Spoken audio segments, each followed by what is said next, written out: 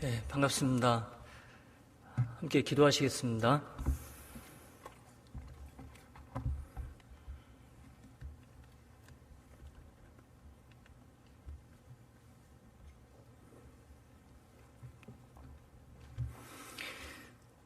우주와 그 가운데 있는 천지 만물을 창조하신 살아계신 고마우신 우리 아버지 하나님, 십자가에서 베풀어 주신 그 크시고 놀라우신 은혜와 사랑으로 우리를 구원해 주신 것 진심으로 감사를 드립니다.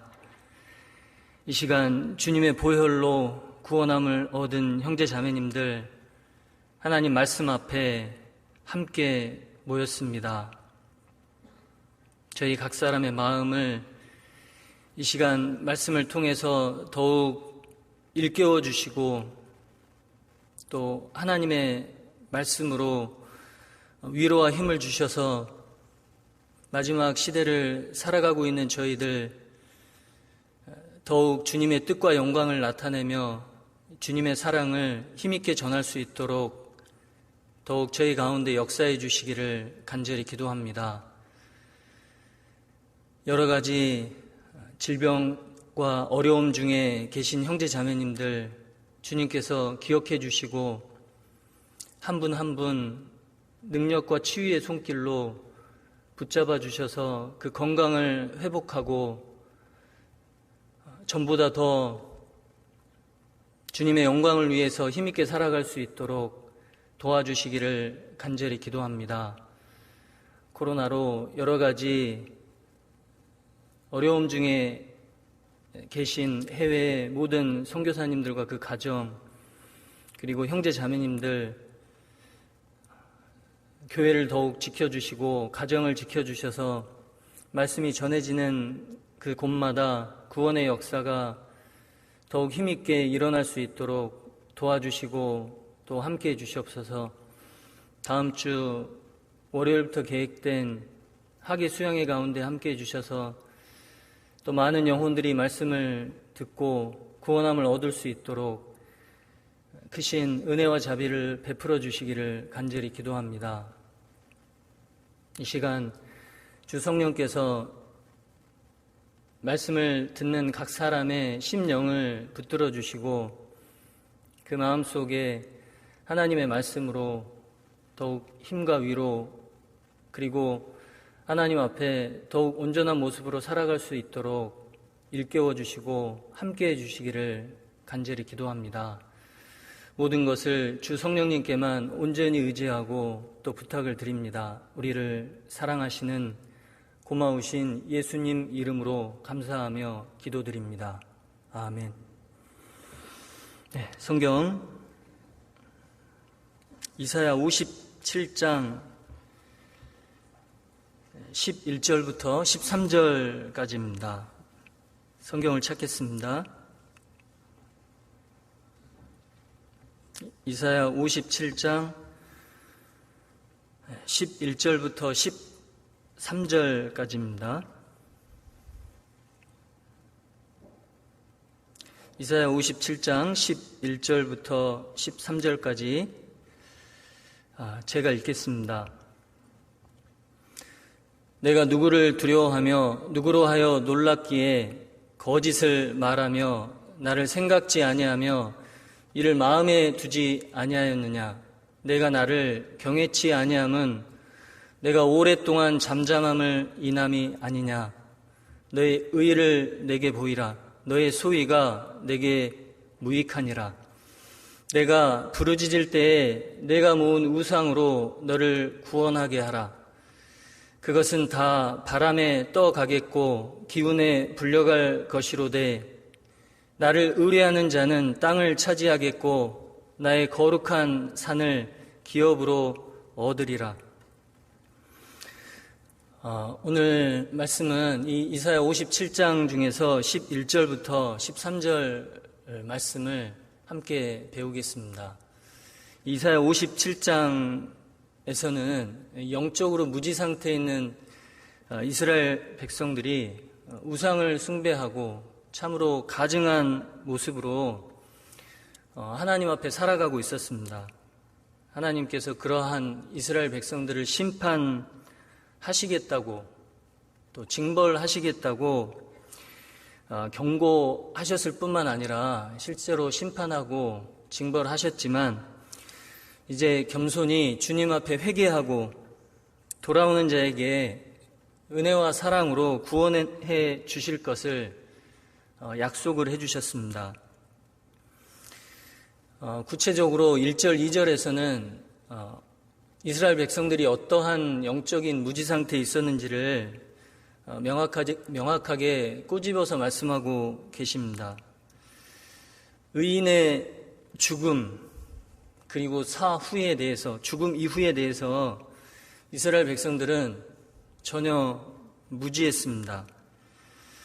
3절부터 13절 말씀을 자세히 읽어보면 이스라엘 백성들이 우상을 어떠한 형태로 섬기고 있었고 정말 어떤 가증한 모습으로 살아가고 있었는지 분명하게 보여주시고 계시고, 그리고 그렇게 우상을 숭배하고 있는 사람들에 대한 심판을 구체적으로 경고하고 계십니다.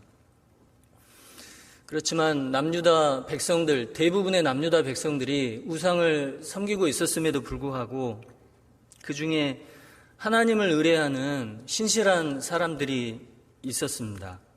그 사람들은 결국 하나님의 기업을 하나님께서 물려주실 것을 약속하셨고, 하나님을 의뢰하는 그 사람들에게 하나님이 진정한 도움을 주시고 또 축복의 길이 있음을 분명하게 말씀해 주십니다.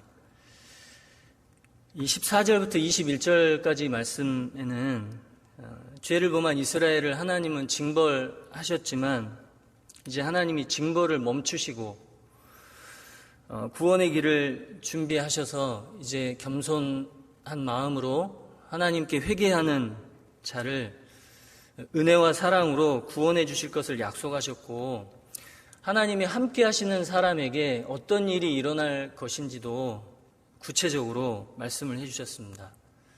이 이사야 57장 말씀은 지금으로부터 2700년 전에 하나님께서 이사야 선지자를 통해서 이스라엘 백성들에게 하신 말씀이지만 동시에 우리 각 사람에게 동일하게 하신 말씀이라는 것을 우리가 깨닫게 됩니다. 그 이유는 이스라엘 백성들만이 영적인 무지 상태에 있었던 것이 아니라 우리도 동일하게 참으로 영적으로 무지한 상태에 있었습니다. 인생을 살아가면서 반드시 죽음이 오지만 나에게는 죽음이 오지 않을 거라는 그런 생각으로 인생을 살아왔습니다. 특별히 젊은 시기에는 죽음이 나와 관계가 없고 아주 멀리 일어날, 아주 먼 시간에 일어날 일만으로 생각을 하면서 살았습니다. 뿐만 아니라 죽음을 건너가면 이제 나라는 사람은 사라지고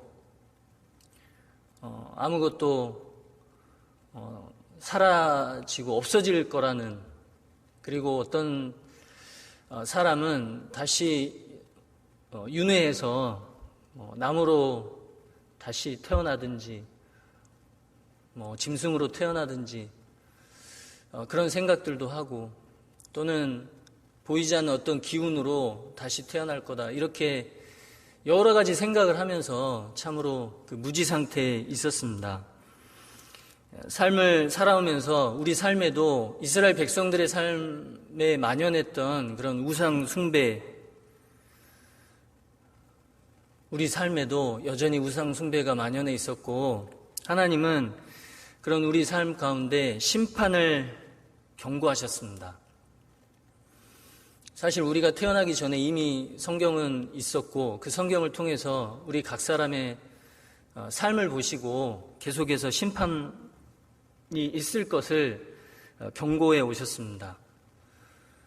이제 말씀 앞에서 참으로 회개하는 그 사람, 그리고 복음을 믿는 우리 각 사람에게 은혜와 사랑으로 구원해 주실 거라는 약속을 동일하게 해 주셨습니다.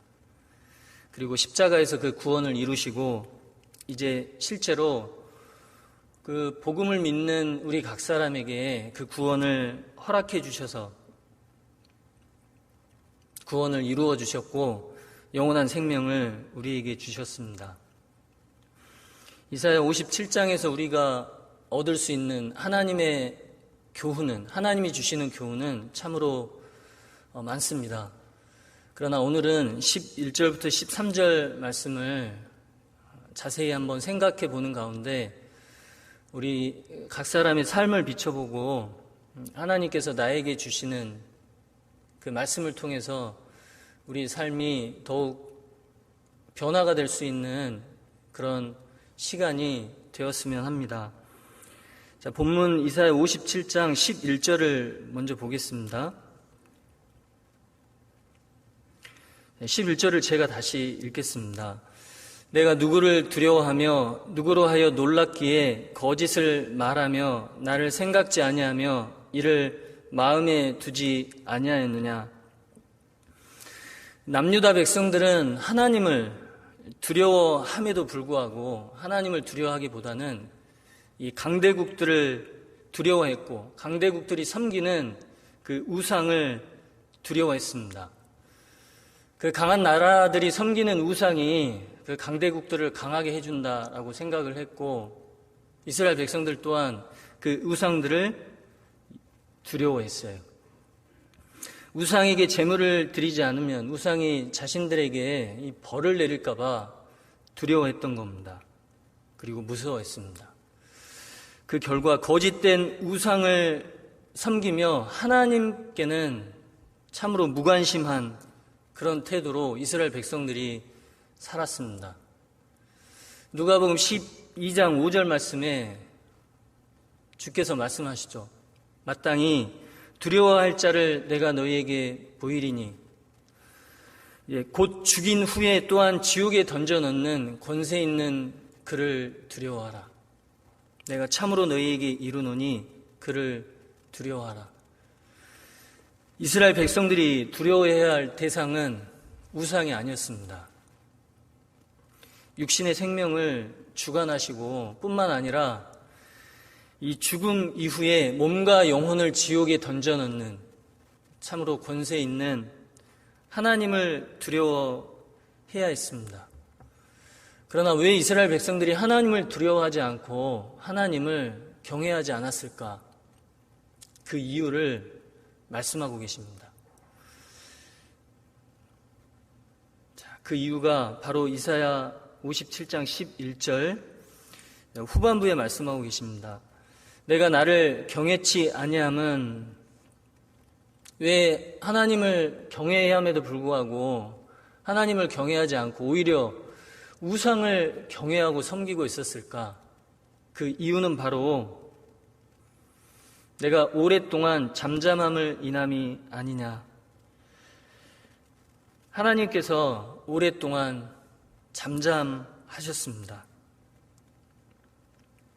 이스라엘 백성들, 특별히 남유다 백성들이 하나님 앞에 범죄했지만 하나님은 오랫동안 심판하지 않으셨어요. 벌을 내리지 않으셨습니다. 죄를, 하나님이 이스라엘 백성들의 죄를 보지 못하신 것이 아니라 명확하고 분명하게 감찰하고 계셨음에도 불구하고 심판과 형벌을 하나님께서 내리지 않으셨습니다. 심판과 형벌을 내리지 않고 이스라엘 백성들이 이제 우상을 섬기는 데서 돌이켜서 주님을, 하나님을 섬기기를 기다리고 계셨어요. 그러나 이스라엘 백성들은 이 죄에 대해서 오래 참으시는 하나님을 오해했습니다.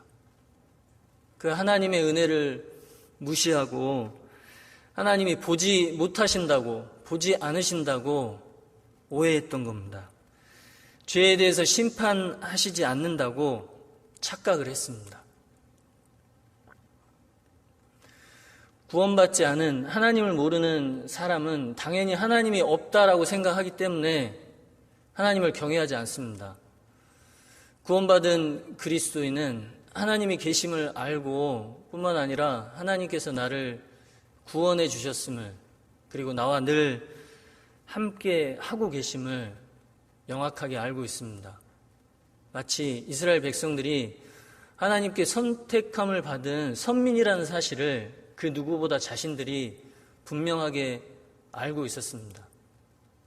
그럼에도 불구하고 이스라엘 백성들은 지금 하나님을 섬기고 경외하는 것이 아니라 우상을 섬기고 경외하고 있었습니다. 구원받은 그리스도인도 이와 같은 모습으로 살아갈 수 있다는 것을 우리에게 경계하고 계십니다. 주의를 환기시켜 주시고 계셔요. 하나님은 허망한 사람을 아시나니 악한 일은 상관치 않으시는 듯하나 다 보시느니라.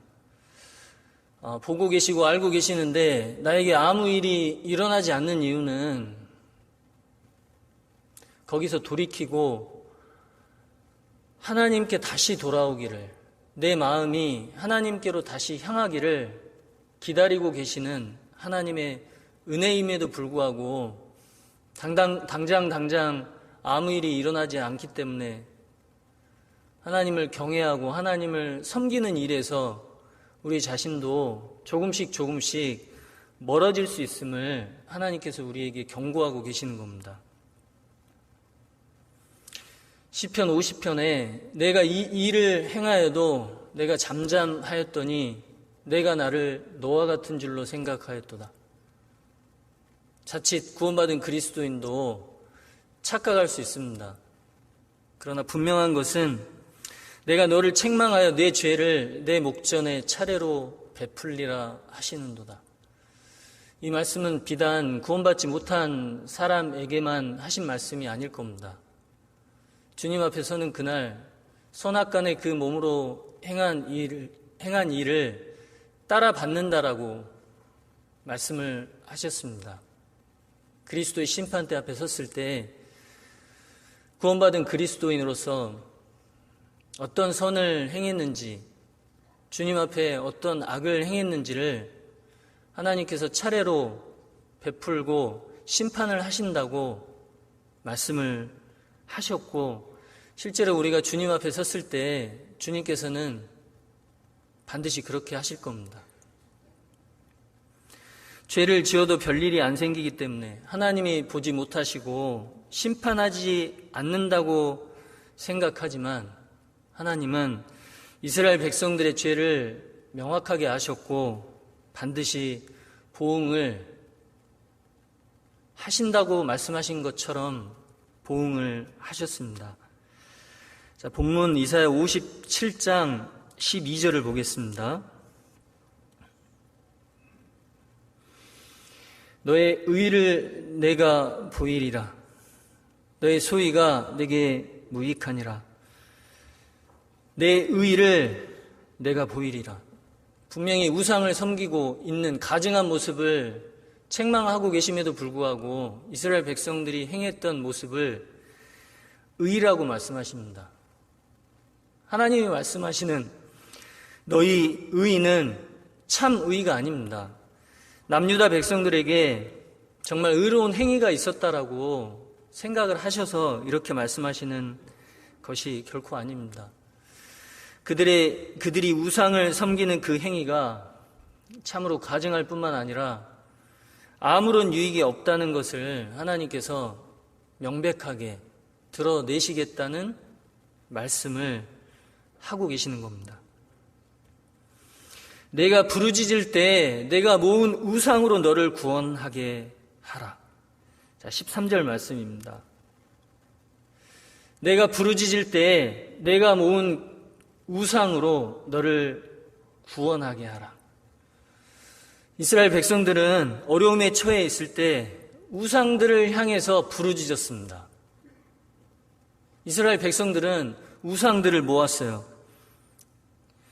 여러 가지 우상들을 모았는데 자녀를 죽여 드렸던 몰렉 우상을 모았습니다. 뿐만 아니라 이 시냇가에 있는 매끄러운 돌.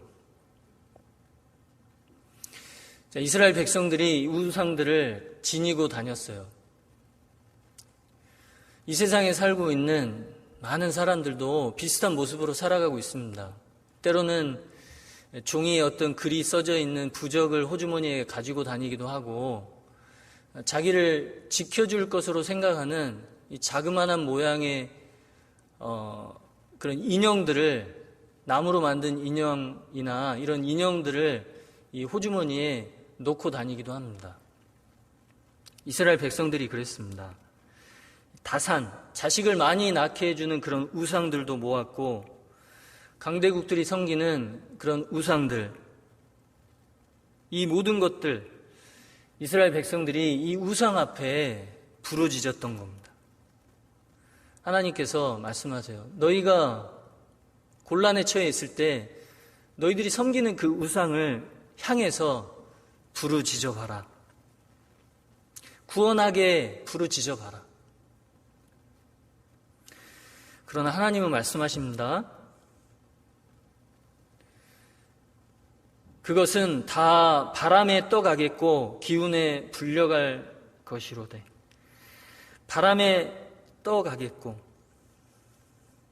하나님이 바람을 불어서 그 우상들을 다 날려버리시겠다고, 던져버리시겠다고 말씀하고 계십니다. 이스라엘 백성들이 섬겼던 그 우상을 하나님이 바람을 보내서 다 날려버리고, 이스라엘 백성들, 그 바람 같은 우상을 섬기는 이스라엘 백성들 또한 하나님께서 심판하시고 징벌하셨습니다. 말씀하신 것처럼 바람으로 다 날려보내신 겁니다. 스가랴서 7장 14절을 보면, 화면을 보시겠습니다. 스가랴서 7장 14절에 회리바람으로 그들을 그 알지 못하던 모든 열국에 해치리라 한 후로 이 땅이 황무하여 왕래하는 사람이 없었나니 이는 그들이 아름다운 땅으로 황무하게 하였음이니라 하시니라. 자, 회리바람으로 그들을 그 알지 못하던 모든 열국에 해치리라. 바람을 보내서 이스라엘 백성들을 모든 열국에 해쳐버리겠다라고 말씀하셨는데, 이 말씀하신 그대로 하나님이 형벌을 내리셨습니다. 회리바람을 보내서, 엄청난 바람을 보내서 이방 나라에 흩으실 것을 말씀하고 있습니다. 태풍이 불면 도시에 있는 전봇대든지 건물이든지 간판을 비롯해서 모든 구조물들이 날아갑니다. 엄청난 태풍, 바람의 세기가 세면 셀수록 무거운 그런 물건들도 단순간에 멀리 날아가게 됩니다. 하나님께서 엄청난 바람을 보내서 이스라엘 백성들을 징벌하시겠다고 말씀하셨는데, 이스라엘 백성들은 이 말씀대로 AD 70년, AD 135년에 전 세계에 흩어지게 됩니다. 하나님이 부시는 바람에 세상 모든 열국에 흩어져 버렸습니다. 엘람이라는 나라가 있었는데, 이 엘람이라는 나라는 바벨론 동쪽 이 산악 지역에 위치한 나라였습니다. 엘람을 공격할 바벨론 군대, 하나님이 바벨론 군대를 보내서 엘람을 멸망케 하셨는데, 그 바벨론 군대를 일컬어 예레미야가 바람이라고 표현을 했습니다. 자, 본문을 표시하시고 예레미야 49장을 찾아보겠습니다. 예레미야 49장 36절입니다.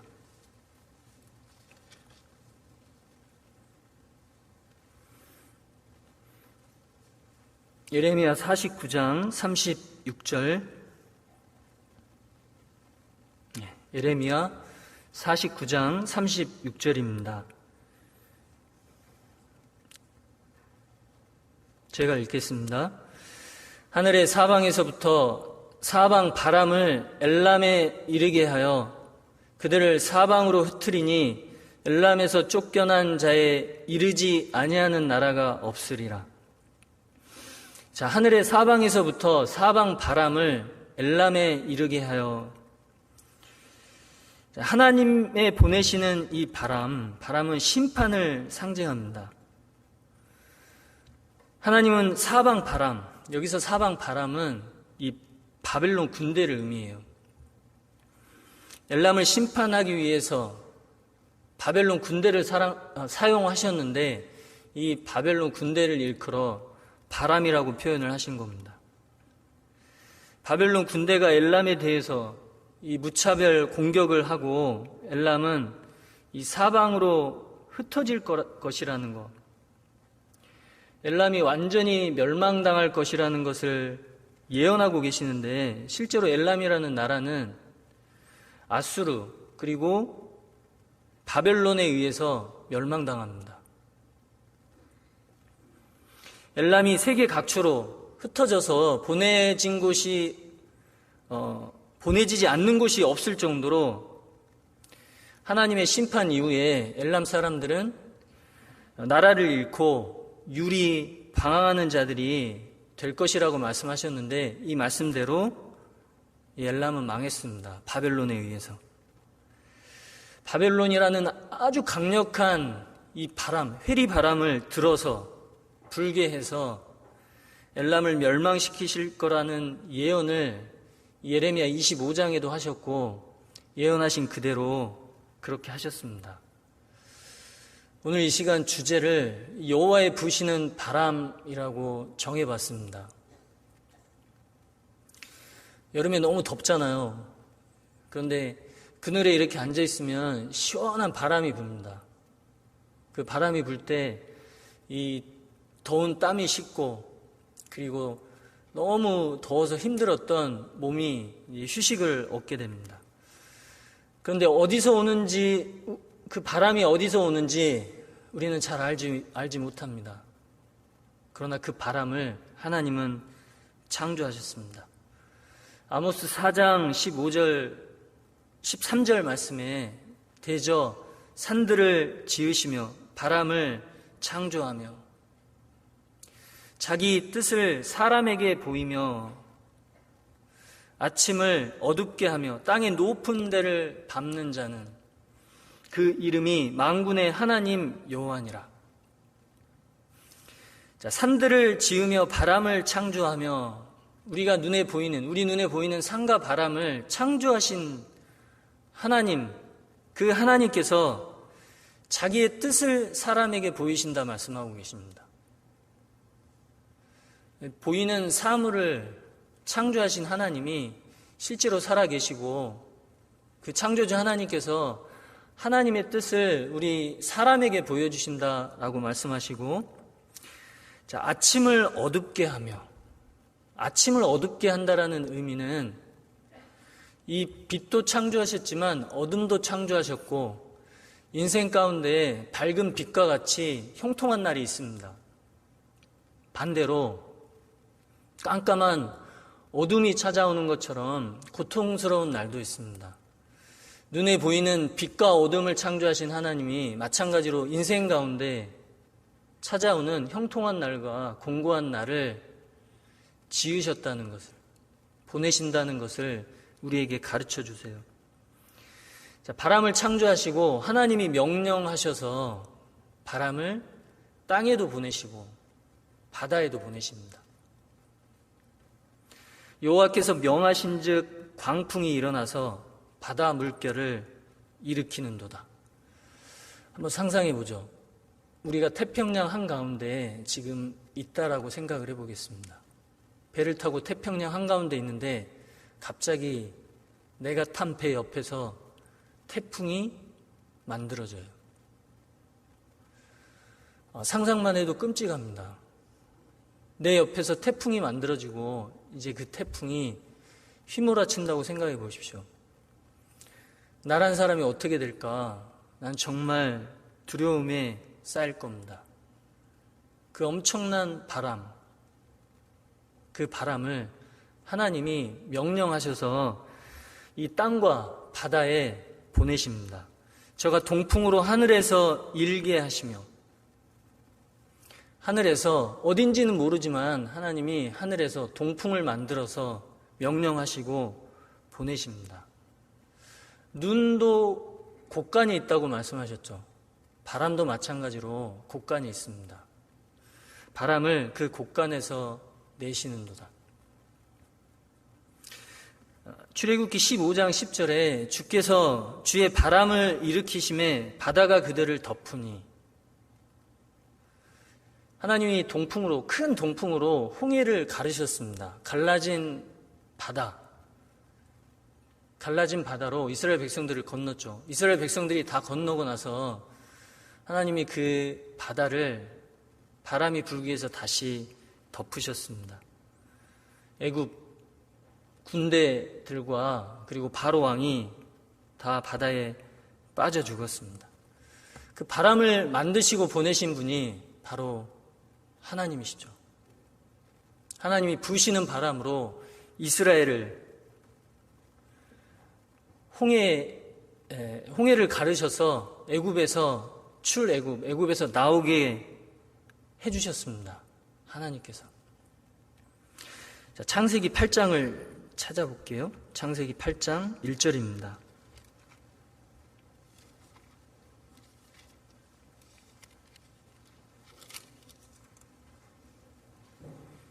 창세기 8장 1절부터 3절까지입니다. 창세기 8장 1절부터 3절까지 제가 읽겠습니다.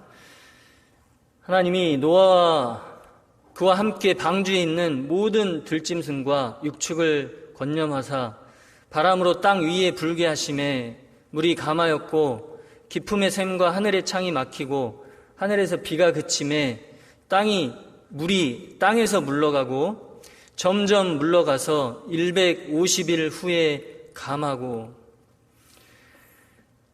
노아 600세 되던 해 기원전 2457년 그때 2월 17일 날 홍수가 시작됐습니다. 약 150일 동안 물이 계속 불었고, 그리고 그 이후에 150일 동안 물이 점점 감해졌습니다. 물이 땅에서 물러가고 점점 물러가서 150일 후에 감하고, 하나님이 바람을 보내셨는데 잠깐 보내신 것이 아니라 계속해서 바람을 보내셨습니다. 150일 동안 점점 물러가게 됐는데, 이 하나님이 보내신 바람으로 이 땅의 홍수가 그치고 물이 물러가게 된 겁니다. 그래서 노아와 가족들이 그 방주에서 나오게 됐습니다. 하나님은 바람을 창조하셨고 바람을 통해서 역사하셨습니다. 또 성경에 하나님이 바람을 보내서 비를 내리게 하신다고 말씀하세요. 실제로 비가 내리는 것은 바람이 불기 때문에 비가 내린다는 것을 알 수 있습니다. 열왕기상 18장에 엘리야가 사환을 향해서 이렇게 얘기합니다. 아합에게 가서 이제 비가 쏟아져서 길이 막힐 거니까 비가 쏟아지기 전에 마차를 준비해서 내려가라고 말을 전해라 라고 엘리야가 얘기한 이후에 잠시 이후에 구름과 바람이 일어나서 하늘이 캄캄해지고 이제 큰 비가 쏟아지기 시작합니다. 이 바람이 불고 그리고 나서 비가 내린 거예요. 이스라엘 땅은 이른 비와 늦은 비가 내리지 않으면 농사를 지을 수 없는 땅입니다. 그 이른 비와 늦은 비를 하나님이 적당한 때에 내려주세요. 바람을 보내서. 그래서 신명기 11장 14절에 여호와께서 너희 땅에 이른 비 늦은 비를 적당한 때에 내리시리니 너희가 곡식과 포도주와 기름을 얻을 것이요. 이른 비와 늦은 비를 하나님이 적당한 때에 내리시지 않으면 곡식과 포도주, 기름을 얻을 수 없습니다. 그러나 하나님이 적당한 시기에 바람을 보내서 이른 비 늦은 비를 보내주시고 이스라엘 백성들이 그 땅에서 농사를 지을 수 있도록 하나님이 은혜를 베풀어 주십니다. 이른 비와 늦은 비를 때를 따라 주시며 우리를 위하여 추수 기한을 정하시는 우리 하나님 여호와. 올 여름 참으로 더웠습니다. 농사 짓는 분들은 얘기합니다. 여름이 더운 만큼 농사가 잘 되고 수확을 풍성하게 거둘 수 있을 것이다 라고 얘기를 합니다. 비가 있으면 안 되는 시기에 갑작스러운 비가 내리면 오랜 시간 준비했던 그 수확의 결실을 거둘 수가 없습니다. 수고하고 지은 농사를 다 망치게 됩니다. 하나님께서 적당한 때 비도 주시고 햇빛도 주셔서 사람이 수고하고 결실을 얻기 위해서 수고하는 그 수고의 결실을 맺게 해 주시는 겁니다. 자, 요한계시록 7장을 잠깐 찾아보겠습니다. 요한계시록 7장에는 7년 환란에 하나님이 바람을 보내시는데 그 바람을 천사로 하여금 붙잡고 계신다라고 말씀을 하십니다. 요한계시록 7장 1절입니다. 요한계시록 7장 1절.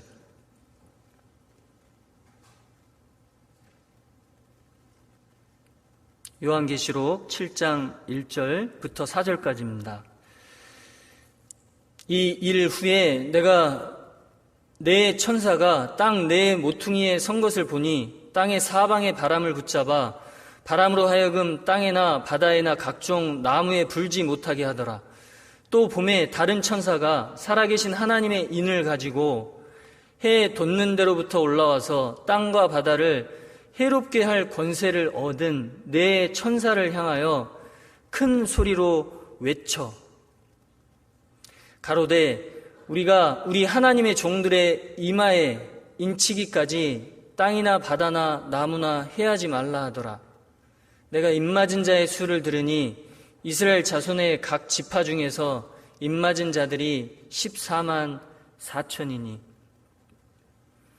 7년 환란 전 3년 반. 이제 7년 환란은 그야말로 환란입니다. 실제로 부는 바람을 창조하신 하나님이 7년 환란 때에 엄청난 환란의 바람을 이 땅에 보내십니다. 그러나 7년 환란이 시작되자마자 그 환란의 바람을 보내시는 것이 아닙니다. 그 바람을 천사로 하여금 붙잡게 하십니다. 자, 여기 요한계시록 7장 1절에 네 천사가 바람을 붙잡아 하나님이 천사로 하여금 바람을 붙잡게 하셨는데 그 이유가 뭐냐면 이스라엘 백성 중에 14만 4천 명이 구원을 받을 때까지 이스라엘 백성들로 하여금 해를 받지 않도록 하기 위해서 바람을 붙잡게 하셨습니다.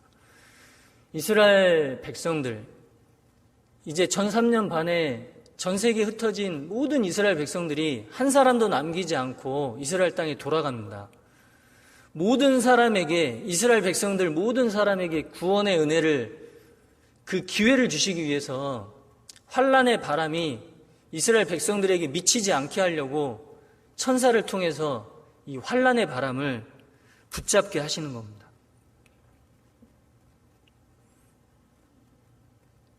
하나님은 사람을 사랑하십니다. 우리 각 사람을 사랑하세요.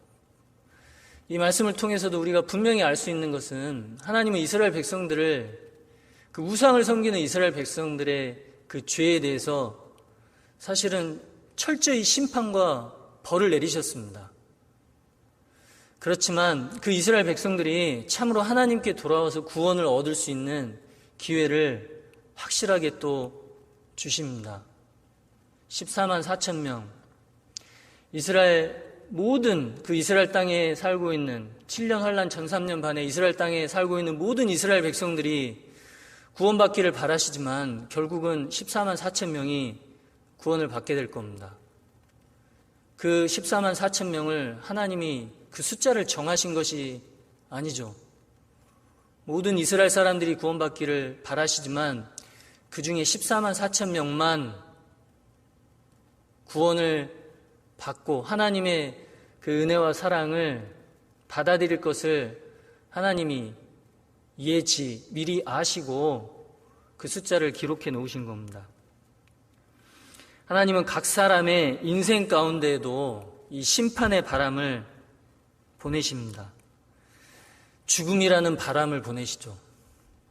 모든 사람에게 이 죽음이라는 바람은 피할 수 없습니다.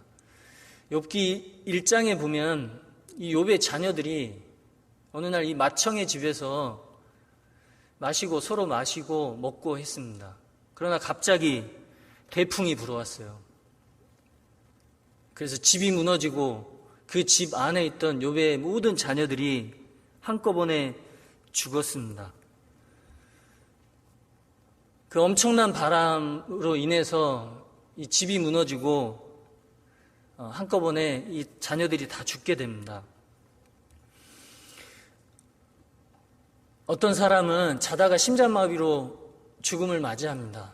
또 어떤 사람은 갑작스러운 교통사고로 횡단보도를 건너다가 갑자기 차에 치여서 죽음을 맞이하기도 합니다. 하나님은 인생 가운데 그 죽음이라는 바람을 보내십니다. 그리고 죽음 이후에 심판이라는 바람도 보내시죠. 그래서 심판을 바람으로 표현하고 계시는데 잠언 10장 25절에 회리바람이 지나가면 악인은 없어져도 의인은 영원한 기초 같으리라. 이 회리바람이 지나면 악인은 없어져도 무슨 뜻일까요? 성경의 악인은 구원받지 못한 사람입니다. 구원받지 못한 사람은 죽음이라는 바람을 맞이하고 이제 그 심판이라는 바람을 맞게 되면, 회리바람을 맞게 되면 사라져요. 지옥으로. 그러나 의인은 영원한 기초 같으리니라. 의인은 그렇지 않죠. 심판의 바람을 맞아도 끄떡 없습니다. 죽음의 바람을 맞는다 하더라도 이제 생명의 부활의 몸을 입게 돼요. 자, 회리바람은 엄청난 파괴력을 가진 폭풍을 의미합니다. 따라서 하나님의 심판, 엄중한 심판을 의미하기도 하는데 하나님은 지옥 형벌의 바람을 또 보내시죠. 그 불같은 바람을 사람에게 보내십니다.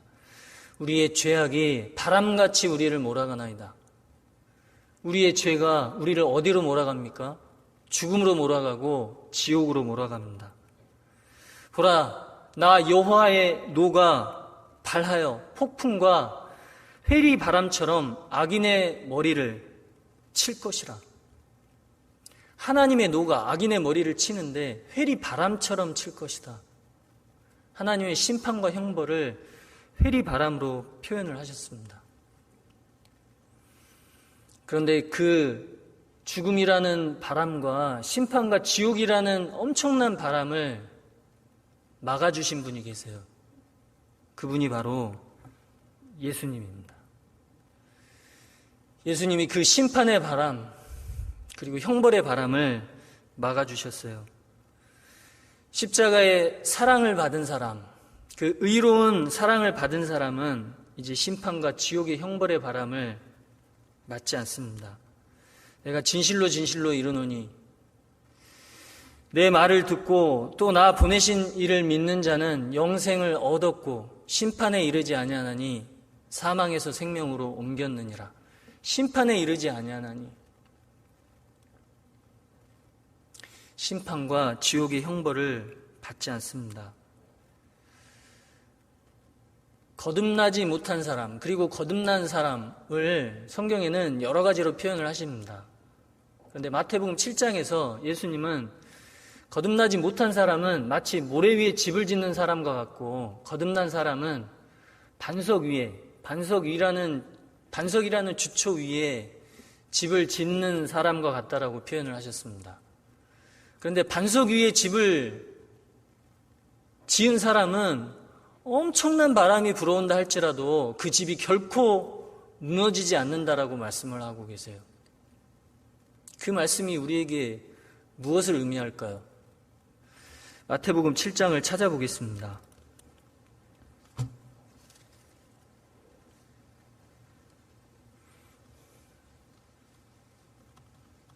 마태복음 7장 24절입니다.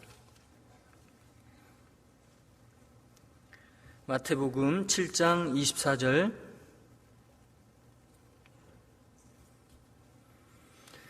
그러므로 누구든지 나의 이 말을 듣고 행하는 자는 그 집을 반석 위에 지은 지혜로운 사람 같으리니 비가 내리고 창수가 나고 바람이 불어 그 집에 부딪히되 무너지지 아니하나니 이는 주초를 반석 위에 놓은 연고요. 자, 누구든지 그랬습니다. 누구든지 이 말을 듣고 나의 이 말을 듣고 행하는 자는, 성경에 행하는 자는 이라는 표현을 이제 오해하죠. 이 행한다는 의미는 믿는다라는 말씀입니다.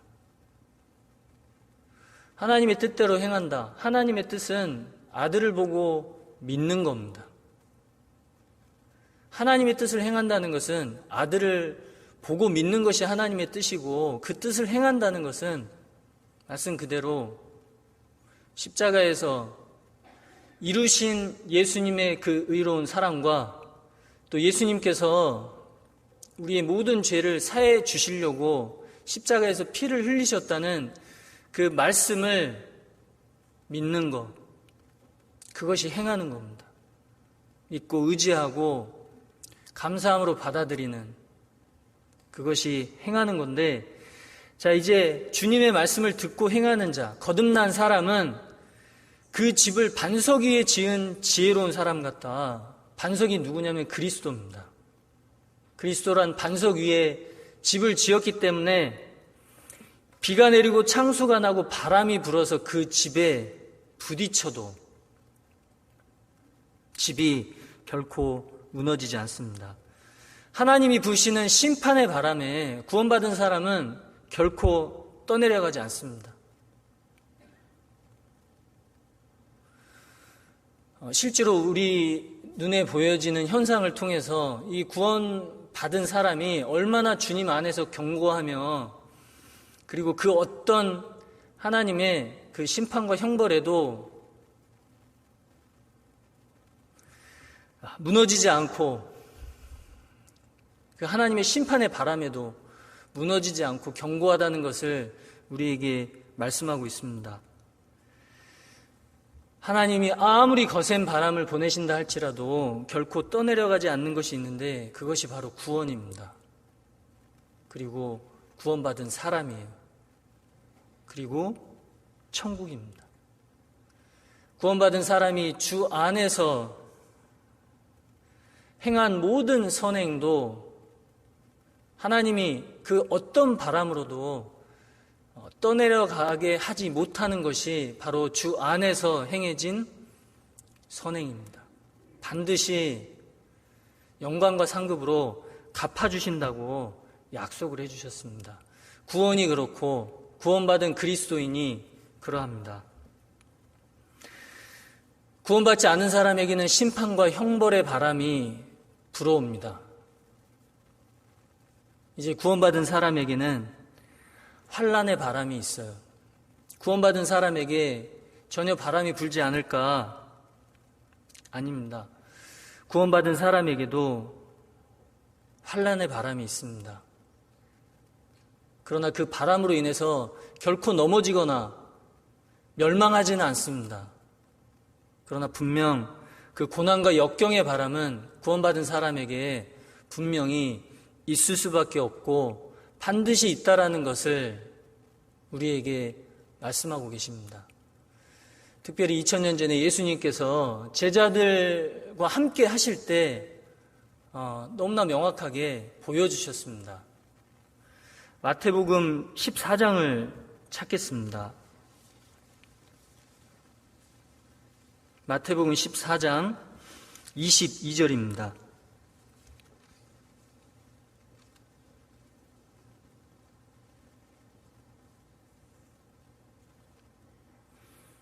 마태복음 14장 22절.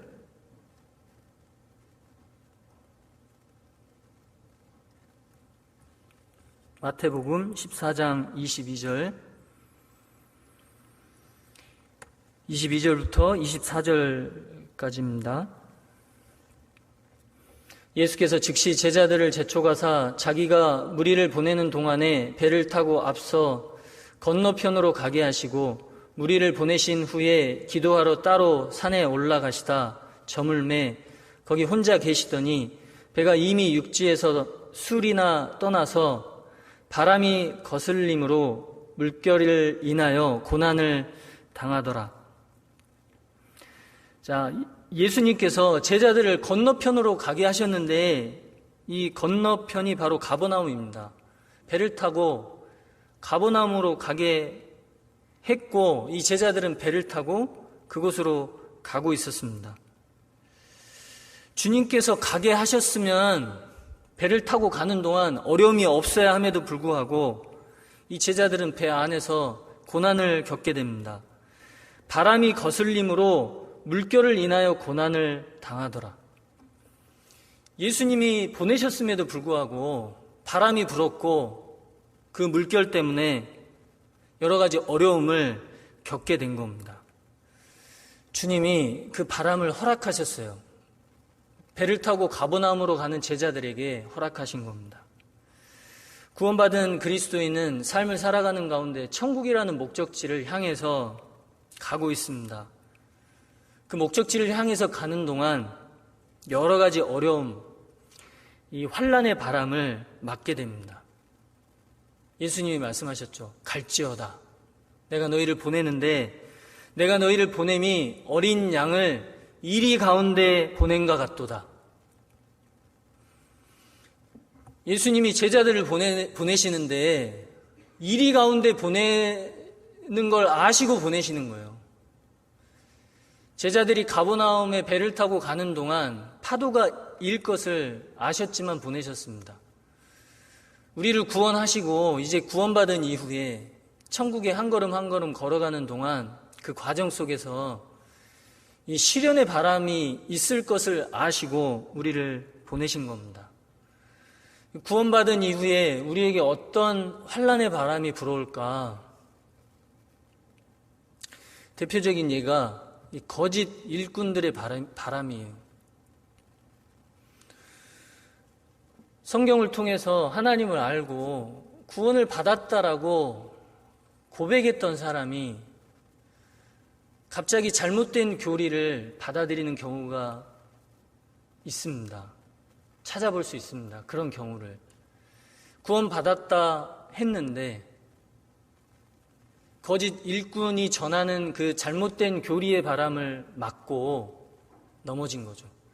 그분이 정말 거듭났는지 거듭난 분인지 아닌지는 알 수는 없지만 구원받은 이후에 정말 열심을 품고 주님을 섬기다가도 이 잘못된 교리에 빠지는 사람들을 간혹 볼 수 있습니다. 분명한 것은 구원을 받았지만 이 잘못된 교리, 잘못된 일꾼들이 전하는 교리에 이 잘못된 바람에 현혹될 수 있다는 것을 우리에게 말씀하시는데 실제로 그런 일이 일어납니다. 한때는 신앙생활을 잘했지만 이 세상 학문 그리고 비성경적인 신학적인 그런 지식 때문에 신앙을 망치는 경우도 종종 보게 됩니다. 우리에게 제일 무서운 것은 이 세상 풍속이라는 바람이죠. 그때 너희가 그 가운데서 행하여 이 세상 풍속을 좇고 공중의 권세 잡은 자를 따랐으니 구원받기 전에 우리가 이 세상을 살면서 이 마귀의 유혹을 받고 마귀의 유혹에 따라서 살고 있었음에도 불구하고 그것을 몰랐습니다. 근데 구원받은 그 순간 이제 알게 됐죠. 근데 구원받은 이후에도 여전히 그 마귀는 우리가 세상 풍속을 좇도록 계속해서 우리에게 바람을 보냅니다. 화살을 쏘면서 유혹의 바람을 우리에게 보내요. 세상 즐거움, 그리고 허영, 오락, 교만이라는 그런 바람을, 시련의 바람을 우리가 맞으면서 이 세상을 살아가고 있습니다. 이처럼 구원은 받았지만 우리에게 많은 시련의 바람이 불어오고 있습니다. 마치 예수님이 제자들을 배를 태워서 보내는 과정 속에서 그 바람을 맞이한 제자들처럼 우리가 그러합니다. 때론 남녘으로부터 불어오는 따스한 봄 기운처럼, 때론 한여름 몰아치는 대노한 폭풍우처럼 그 시험은 당신에게 찾아올 것입니다.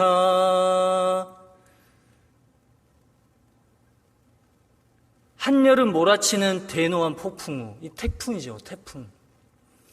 때로는 봄 기운처럼 불어오는 그런 시련도 있습니다. 조금씩 혹시 만세탕이라고 들어보셨는지 모르겠는데 저 최근에 처음 들어봤어요. 개구리를 요리할 때 이제 물에 넣고 처음에는 약한 불로 계속 이렇게 그 불을 지피다가 조금씩 이제 불을 올리면 이 개구리가 처음에는 뜨뜻해서 너무 좋았는데 시간이 갈수록 이제 너무 뜨거워서 결국은 만세를 부르고 죽는다 그래요. 그래서 이름을 만세탕이라고 부른다고 합니다. 봄 기운처럼 따뜻한 그런 시련의 바람이 불어와요. 이게 정말 시련인지도 모르고, 근데 그 시련이 겹치면 잘못하면 넘어질 수도 있죠. 그런데 어느 날은 갑작스럽게 정말 예상치 못한 폭풍우와 같은 그런 시련이 나에게 찾아오는 경우도 있습니다. 구원받은 그리스도인에게 환난이라는 바람을 보내시는 이유가 무엇일까? 왜 바다에 하나님이 태풍을 일으키실까? 바다에 태풍이 일어나지 않으면 바다가 깨끗해지지 않고 이 더러워져서 바다의 생물이 살 수가 없습니다. 큰 파도가 일어나기 때문에 바다가 깨끗해지고 산소가 더 많이 생기고, 그래서 물고기가 더 잘 살 수 있는 환경이 되는 겁니다. 그것처럼 구원받은 그리스도인에게도 환난의 바람을 보내셔서 구원받은 그리스도인이 주님을 더 가까이 하게 되고 주님을 더 의지하는 신앙생활이 이루어지는 겁니다. 그래서 환난의 바람을 구원받은 사람에게 보내세요. 제가 사진을 하나 준비했는데요. 이 로키 산맥의 해발 3,000m 정도 되는 높이에 그 수목 한계선이 있습니다. 이 지대의 나무들은 바람이 너무 세게 불어서 곱게 반듯하게 자라지 못한다고 그래요.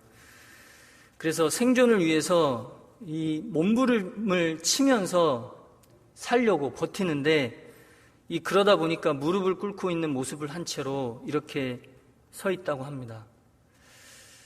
그런데 세계적으로 가장 이 공명이 잘 되는 명품 바이올린을 어떤 나무로 만드냐면 이 무릎을 꿇은 이 나무로 만든다고 해요. 구원받은 그리스도인, 다양한 모습으로 살아가고 있습니다. 그리스도인에게 환난의 바람을 불게 해서 하나님의 보시기에 합당한 사람으로, 쓰시기에 합당한 사람으로 만들기 위해서 환난의 바람을 보내시는 겁니다.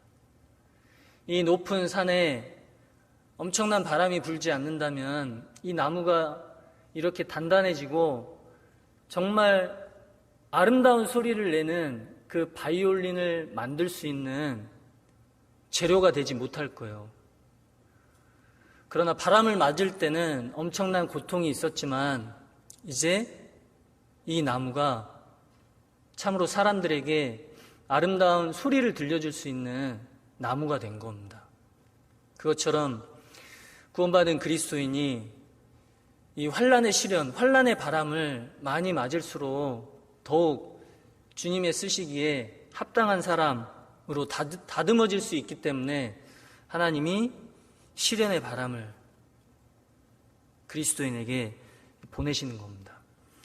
마태복음 14장 25절을 다시 보겠습니다.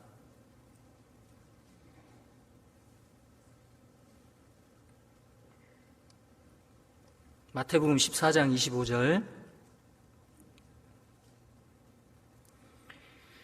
밤 사경에 예수께서 바다 위에 걸어서 제자들에게 오시니 제자들이 그 바다 위로 걸어오심을 보고 놀라 유령이라 하며 무서워하여 소리 지르거늘 예수께서 즉시 일러 가라사대 안심하라 내니 두려워 말라.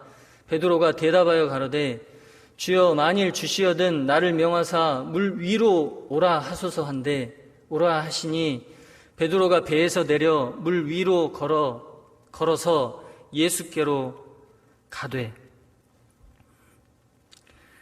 마태복음 14장 여기 25절에 그 전에는 이제 배를 타고 가버나움으로 가는데 바다 물결이 너무 치니까 이제 두려웠습니다, 제자들이. 그때 예수님이 바다 위로 걸어서 배로 가신 겁니다. 제자들이 깜짝 놀랐습니다. 귀신인 줄 알고. 그때 예수님이 베드로에게 말씀하셨어요. 물 위로 걸어오라. 베드로는 예수님을 바라보고 물 위를 걸어갔습니다. 빌립보서 4장 13절에 내게 능력 주시는 자 안에서 내가 모든 것을 할 수 있느니라. 사람이 어떻게 물 위를 걷습니까? 그런데 예수님이 말씀하셨어요. 내게 오라고. 예수님이 말씀하신 대로 베드로가 순종하고 물 위에 발을 딛자 이 베드로는 물을 걷게 된 겁니다. 하나님이 베드로에게 물을 걸을 수 있는 능력을 부여하신 겁니다. 그런데 이 베드로가 계속해서 예수님을 바라보고 걸어갔다면 빠지지 않았을 겁니다. 그런데 예수님을 바라봤던 이 베드로가 바람을 보게 됩니다. 이 바람을 보자 바람 소리에 놀라고 이 바람에 놀라서 두려움에 사로잡혔습니다. 그때 이 베드로가 물에 빠졌어요. 마태복음 14장 30절에 바람을 보고 무서워 빠져가는지라 소리질러 가로되 주여 나를 구원하소서 하니. 이 베드로가 예수님을 계속 바라봤다면 빠지지 않았을 겁니다. 그러나 바람을 보고 두려움에 사로잡혔습니다. 구원받은 그리스도인이 어떻게 살아가야 될지, 이 세상이라는 시련의 바람을 계속 맞고 있는데 이 구원받은 그리스도인이 그 바람을 바라보고 두려움에 사로잡혀야 할지 아니면 계속해서 주님을 바라봐야 할지를 우리에게 생각하게 하십니다. 그리스도인들이 환경과 이 세상의 바람 때문에 믿음으로 걷지 않고 주님을 바라보지 않을 때 죄에 빠질 수 있을 겁니다. 자, 아브라함은 갈대아 우르에서 가나안 땅으로 갔습니다. 하나님이 약속하신. 그런데 기근이라는 바람이 불었어요. 하나님이 기근을 보내셨죠. 그런데 그 기근이라는 바람을 보고 두려워했습니다. 하나님의 약속을 바라보고 하나님을 바라본 것이 아니라 기근이라는 바람을 두려워했고 그래서 애굽으로 내려갔어요. 그래서 자기 아내를 누이라고 속이는 죄에 빠졌습니다. 다윗은 믿음으로 살았지만 전쟁터에 나가서 싸워야 할 시기에 왕궁에 남아서 나태한 생활을 하다가 음욕이라는 바람에 휩쓸렸습니다. 그래서 간음죄와 살인죄에 빠지게 된 겁니다. 베드로도 유대인들을 두려워했죠. 그래서 그 두려움이라는 바람에 휩쓸려서 외식이라는 죄에 빠지게 된 겁니다. 그리스도인도 이 세상에서 살면서 이 시련의 바람이 계속해서 불어오는데 그 바람을 보고 두려워해서 여기저기에 빠져들 수 있습니다. 불신자 속에 빠져서 잠자는 자가 될 수도 있고, 이 오락에 빠질 수도 있고, 쾌락이나 잘못된 사상에 빠질 수도 있습니다. 다니엘은 정말 바벨론에서 우상을 쉽게 섬길 수 있는 그런 환경이었음에도 불구하고 마음의 결심을 했습니다. 단 한 번 결심한 것이 아니라 계속적으로 결심을 반복했어요. 다니엘이 하루에 3번 기도할 때마다 계속 결심했겠죠. 베드로가 바람을 바라보지 않고 주님을 계속해서 바라보고 앞으로 나아갔다면 바다에 빠지지 않았을 겁니다. 히브리서 12장 2절 말씀에 믿음의 주요 또 온전케 하시는 이인 예수를 바라보자. 네, 이 바라본다는 말씀이 한 번 바라본다는 뜻이 아닙니다.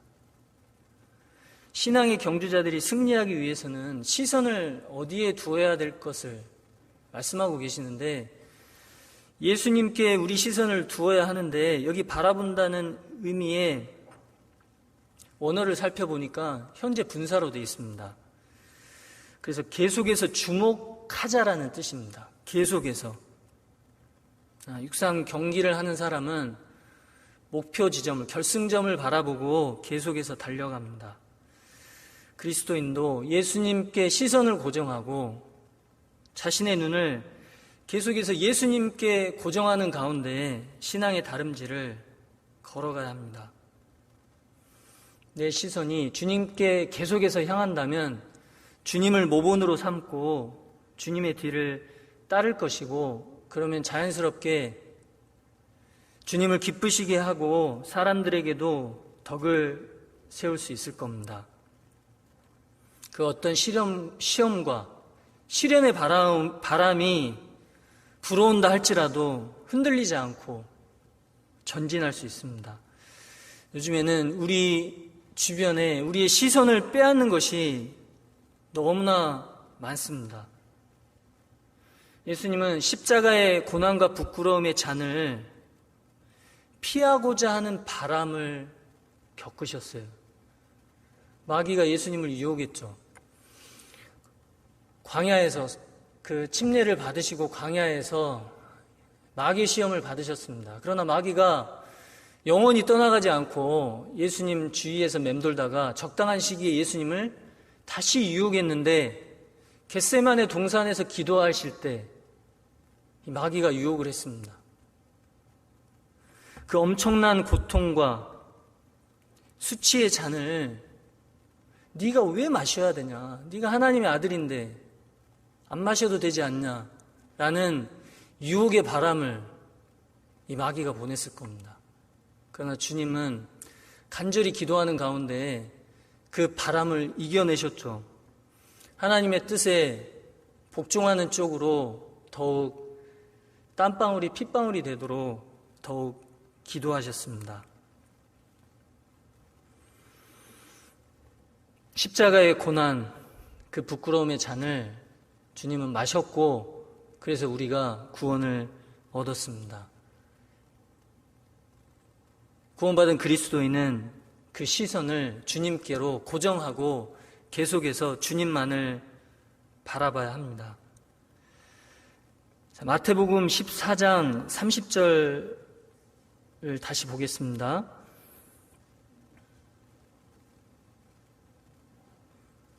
바람을 보고 무서워 빠져가는지라 소리질러 가로되 주여 나를 구원하소서 하니 예수께서 즉시 손을 내밀어 저를 붙잡으시며 가라사대 믿음이 적은 자여 왜 의심하였느냐 하시고.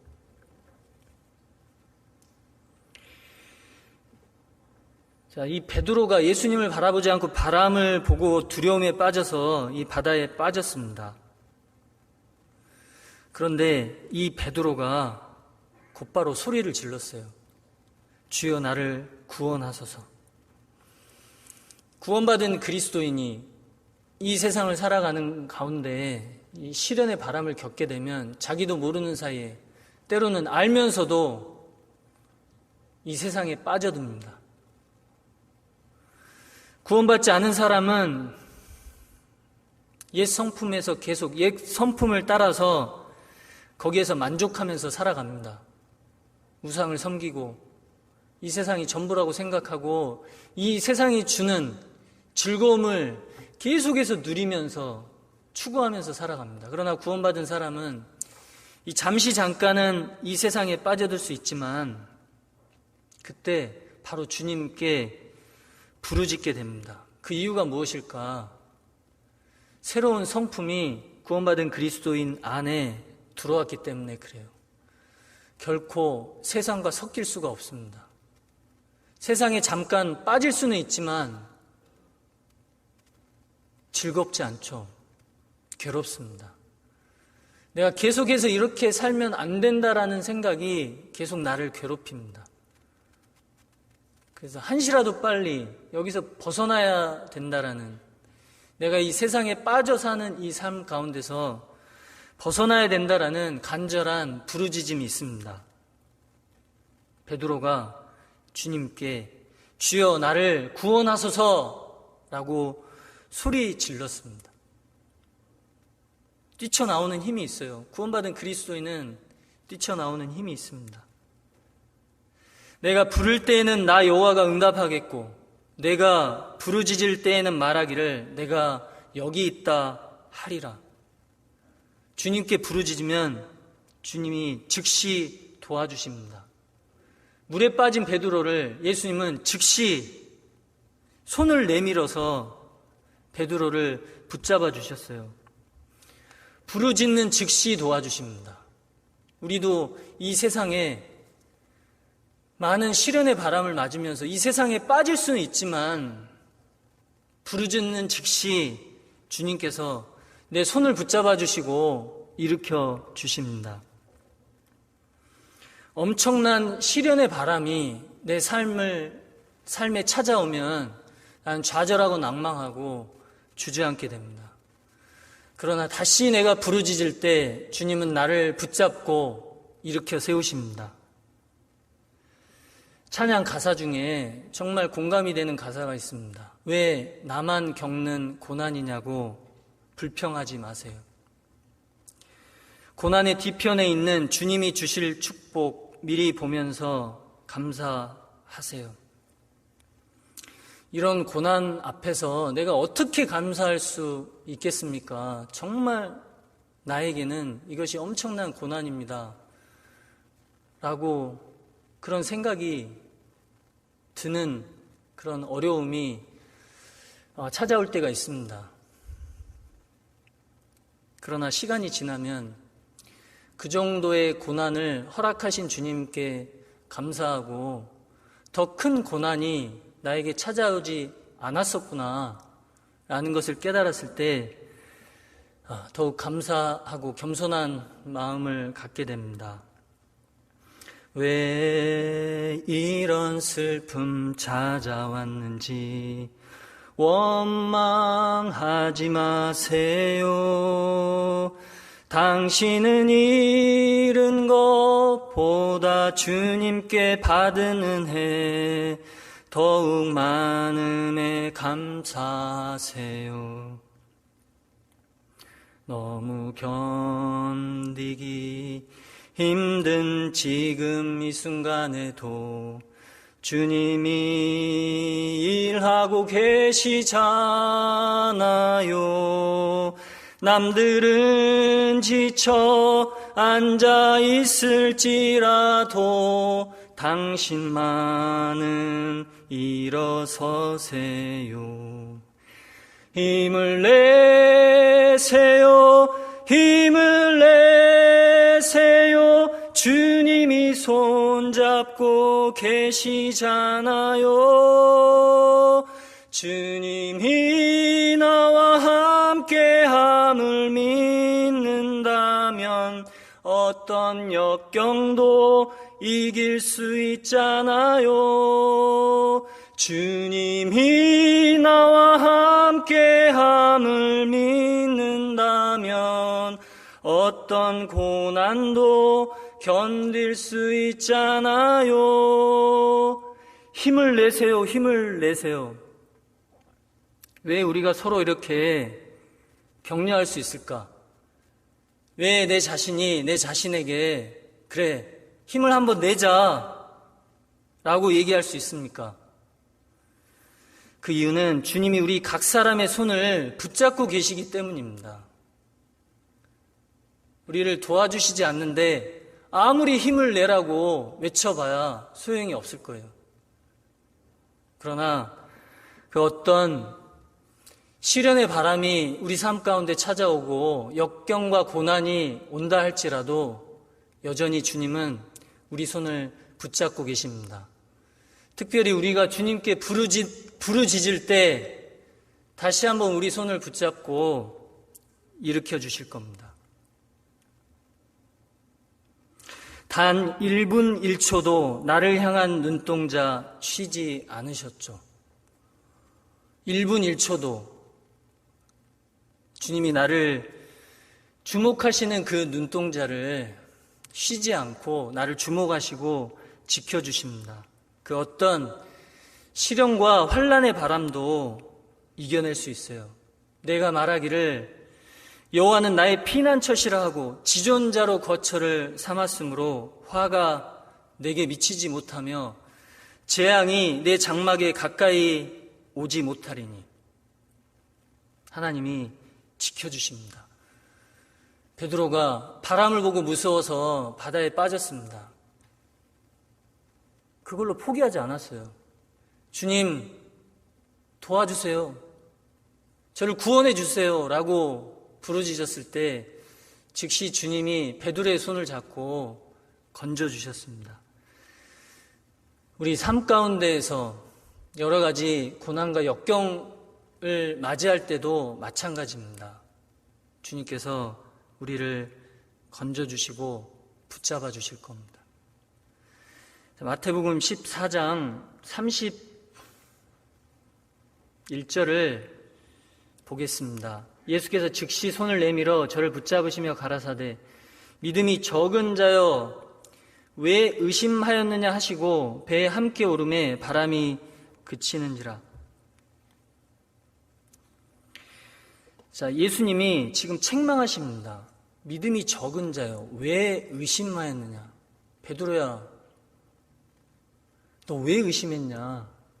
왜 그렇게 믿음이 적냐 라고 책망을 하고 계시는데 생각해 보면 베드로가 지금 두려워서 바람이 두려워서 물에 빠져 있는데 그때 책망을 안 하셨습니다.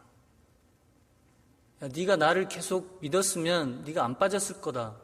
근데 왜 나를 믿지 못하고 나를 바라보지 못하고 바람을 바라봤느냐 라고 책망하고 건져주신 것이 아니라 먼저 베드로가 부르짖을 때 먼저 손을 붙잡고 일으켜 주셨습니다.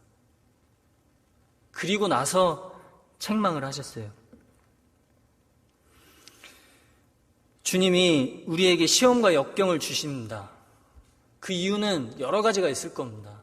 내가 잘못한 게 있어서 이기도 하지만 잘못한 게 없는데 애매한 고난으로 주시기도 하겠죠.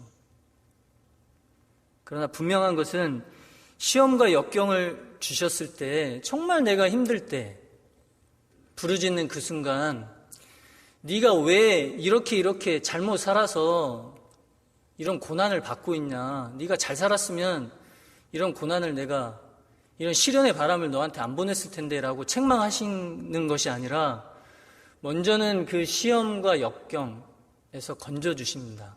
그리고 나서 깨닫게 해주세요. 왜 그런 어려움이 찾아왔는지를 깨닫게 해주십니다. 자신의 연약함을 발견하게 됩니다. 고난과 역경의 바람을 통과하고 난 이후에 깨닫게 돼요. 자신의 믿음의 수준을 알게 됩니다. 베드로가 그랬죠. 건짐을 받고 난 이후에 자신이 믿음이 적었음을 이 주님의 책망을 듣고 깨닫게 된 겁니다. 우리도 마찬가지입니다. 어려움을 겪고 나서 이제 그 시련을 통과하고 나서 깨닫게 됩니다. 내가 정말 어리석었구나. 내가 연약했구나. 내가 하나님 앞에 너무나 부족했구나. 이제 그 시련과 고난을 통과한 이후에 믿음이 성장하게 됩니다. 이제 더 큰 어려움이 왔을 때 의연한 자세로 그 어려움의 시기를 통과하게 됩니다.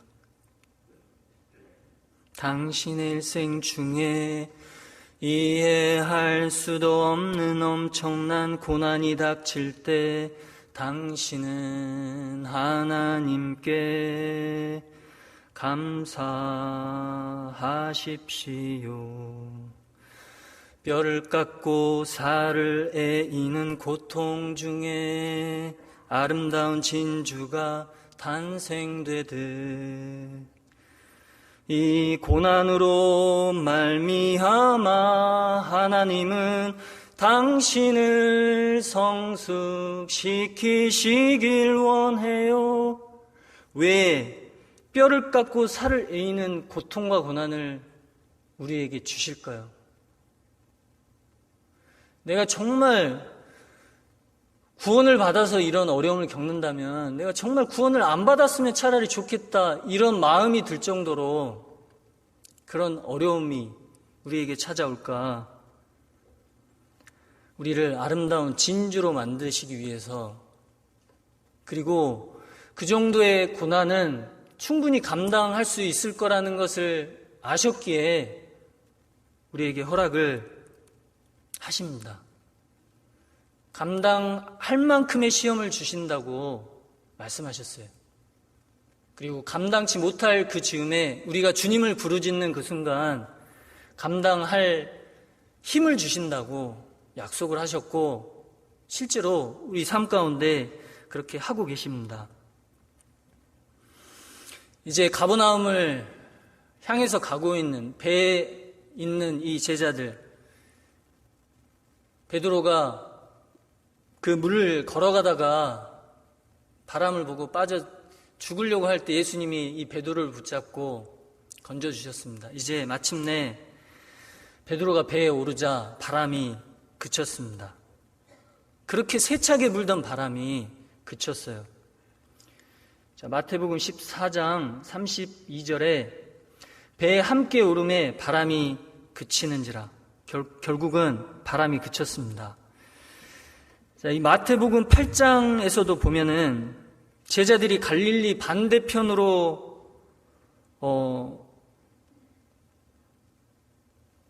예수님이 가실 때 제자들이 따라갔습니다.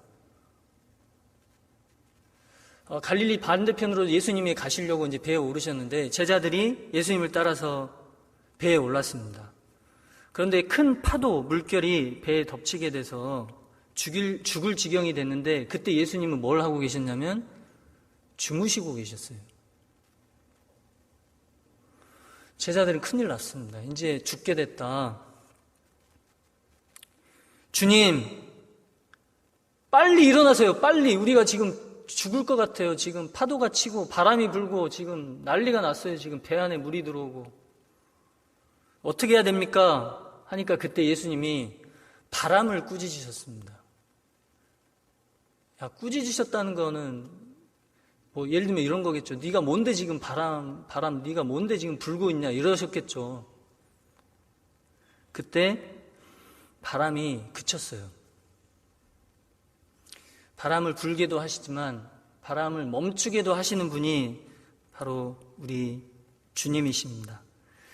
우리 삶 가운데 항상 고난과 그리고 험악한 일만 주어지는 것이 결코 아닙니다. 적당한 시간이 지나가면 이제 주님은 그 고난의 바람을 잔잔케 해주십니다. 형통한 날에는 기뻐하고 공고한 날에는 생각하라. 하나님이 이 두 가지를 병행하게 하사 형통한 날도 주시고 공고한 날도 주시고 병행하게 하십니다. 계속해서 공고한 날만, 이 시련의 바람만 부는 것이 결코 아닙니다.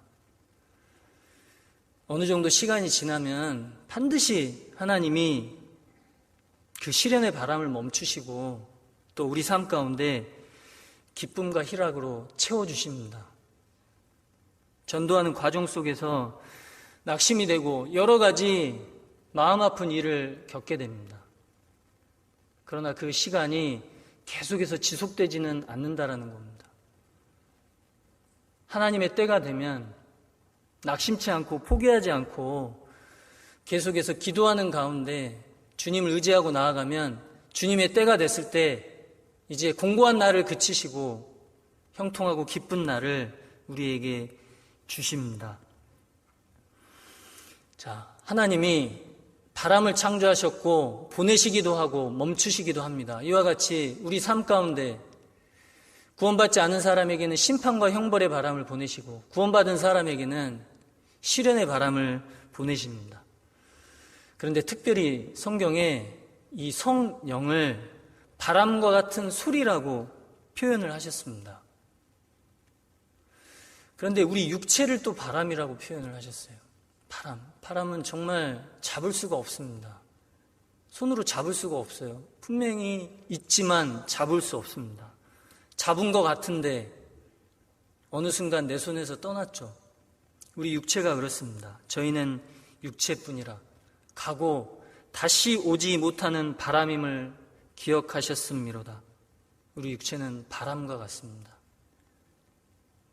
하나님은 우리 육체를 바람으로 표현하셨는데 인생은 그 날이 풀과 같으며 인생을 또 풀로 표현하셨죠. 그 영화가 들의 꽃과 같도다. 그것은 바람이 지나면 없어지나니. 자, 풀과 꽃은요, 바람이 불면 사라져버립니다. 우리 육체가 그래요. 우리 인생이 그렇습니다. 정말 연약한 이 바람과 같은 인생 가운데 성령의 바람을 보내주십니다.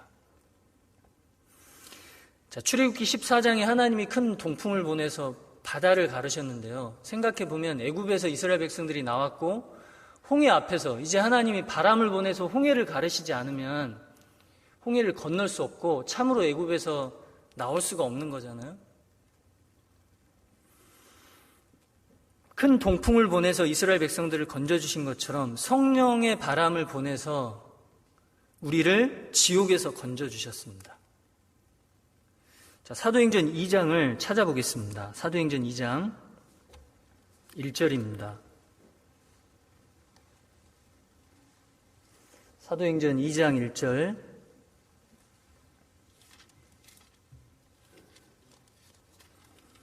사도행전 2장 1절입니다.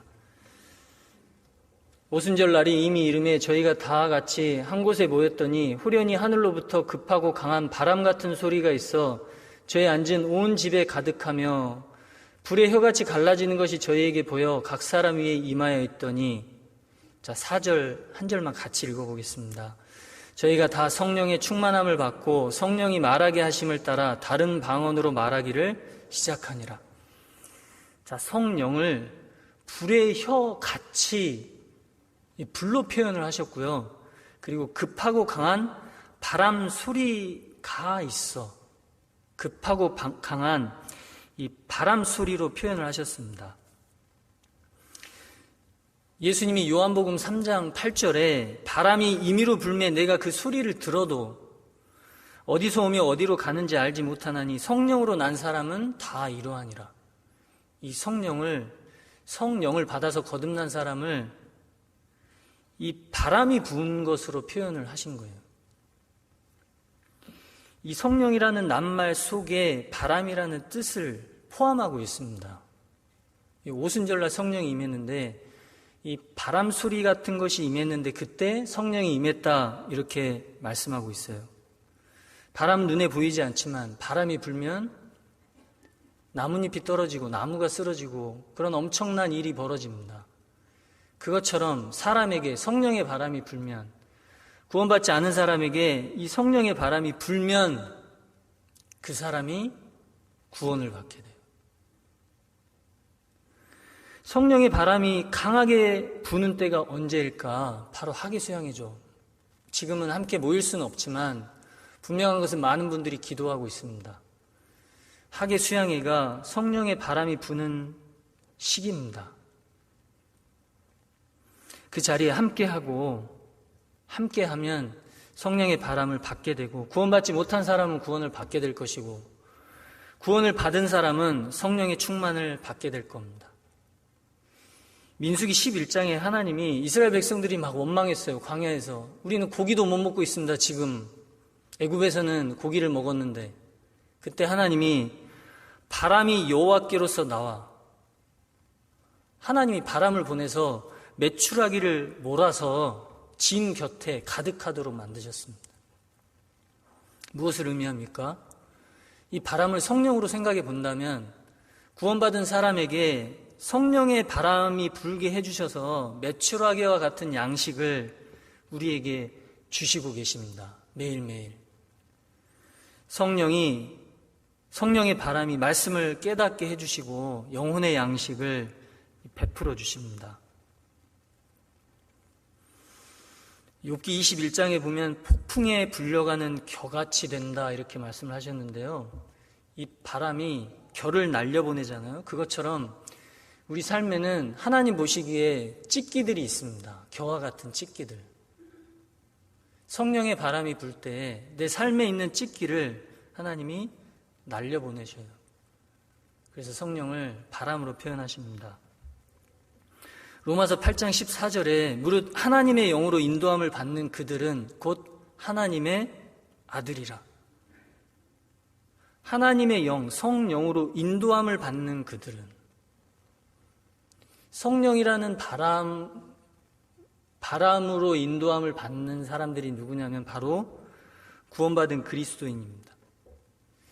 이 사도행전 27장 40절에 보면 바람을 맞추어 해안을 향하여 들어가다가 이 돛을 달고 이 닷을 끊어버리고 이 돛을 달아서 바람을 맞고 이제 해안을 향해서 들어가는 이 모습이 묘사가 되어 있는데요.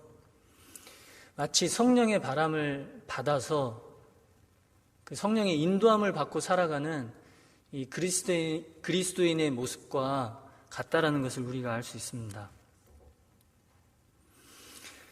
성령은 우리 안에 계십니다. 구원받은 사람에게 함께 하시고 또 교회에 함께 하십니다. 인도하세요. 우리 각 사람의 삶을 인도하시고 교회를 인도하십니다.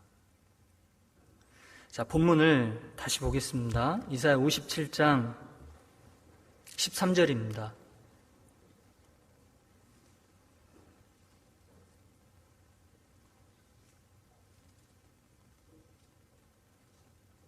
이사야 57장 13절 제가 읽겠습니다. 내가 부르짖을 때 내가 모은 우상으로 너를 구원하게 하라. 그것은 다 바람에 떠가겠고 기운에 불려갈 것이로되, 같이 읽겠습니다. 나를 의뢰하는 자는 땅을 차지하겠고 나의 거룩한 산을 기업으로 얻으리라. 자, 이스라엘 백성들 다수가, 남유다 백성들 다수가 우상을 숭배하고 강대국을 의지하는 상황에서 여호와 하나님께 달려가서 하나님께 피하는 자들이 있었습니다. 하나님이 내 삶의 주관자시고 우리 백성을 인도하는 주관자이시다라는 것을 확신하는 사람들이었습니다. 그 사람들, 대다수는 우상을 숭배했지만 하나님께 의뢰하는, 하나님을 의지하는 그 신실한 사람들, 하나님의 기업을 물려받게 됩니다. 우상을 숭배하는 사람은 헛되고 오직 하나님을 의지하는 자에게 진정한 도움을 주시고 축복을 얻게 해주세요. 구원받은 그리스도인이 그렇습니다. 우리가 무엇을 의지해야 될까요? 이 세상은 없어질 겁니다. 처음 하늘과 처음 땅은 사라집니다. 우리는 주님을 바라보고 영원한 것을 바라보고 의지해야 할 겁니다. 남은 이 소수의 이스라엘 백성들, 하나님을 의지한 이 백성들에게 약속하셨던 이 약속을 구원받은 그리스도인에게 동일하게 약속하고 계십니다. 더 큰 영광과 상급을 약속해 주셨고 이제 동일한 시간 속에 우리가 살고 있습니다. 동일하게 주어져 있는 시간 속에 내가 어떠한 삶을 살아가느냐에 따라서 더욱 하나님이 약속하신 그 은혜와 축복을 더 입게 될 겁니다. 없어져가는 이 세상의 것을 의지하고 바라는 것이 아니라 영원한 천국을 바라고 영원한 주님을 바라고 영원히 없어지지 않는 하나님을 기뻐하시는 그 삶을 더욱 바라는 가운데 우리 교회를 통해서 우리 각 사람의 삶을 통해서 더욱 많은 분들이 이 성령의 바람을 맞고 구원을 받는 역사가 있기를 간절히 기도합니다. 한 주 앞으로 다가온 학예 수양에 저희들 더욱 기도하는 가운데 더욱 주님을 의지한다면 많은 분들이 성령을 얻고 또 구원을 받을 수 있을 거다라고 확신을 합니다. 함께 기도하겠습니다. 우리를 사랑하시는 고마우신 아버지 하나님, 우리를 고아와 같이 버려두지 않으시고 늘 우리와 함께 계시며 우리의 연약함을 붙잡아 주시는 주님께 진심으로 감사를 드립니다. 이 세상에 살면서 많은 시련의 바람, 고난의 바람을 저희들 맞고 있지만 주님을 더욱 의지하고 주님께 부르짖는 가운데 매 순간 그리고 매일매일 주님의 건져주심을, 구원해 주심을 또 맛보고 주님을 의지할 수 있도록 도와주시기를 간절히 기도합니다.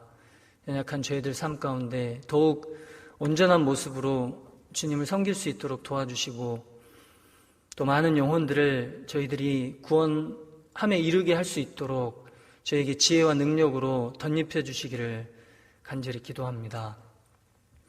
코로나19로부터 더욱 지켜주시고 또 집 수양회가 더욱 원만하고 은혜 가운데 진행될 수 있도록 도와주시며 말씀을 전하시는 또 목사님들 그 심령에 성령의 충만함으로 더욱 채워주셔서 전해지는 말씀이 말씀 듣는 각 사람의 심령 속에 온전히 새겨질 수 있도록 도와주시기를 간절히 기도합니다. 우리 모든 삶을 주님께만 의지하며 우리를 사랑하시는 예수님 이름으로 기도합니다. 아멘.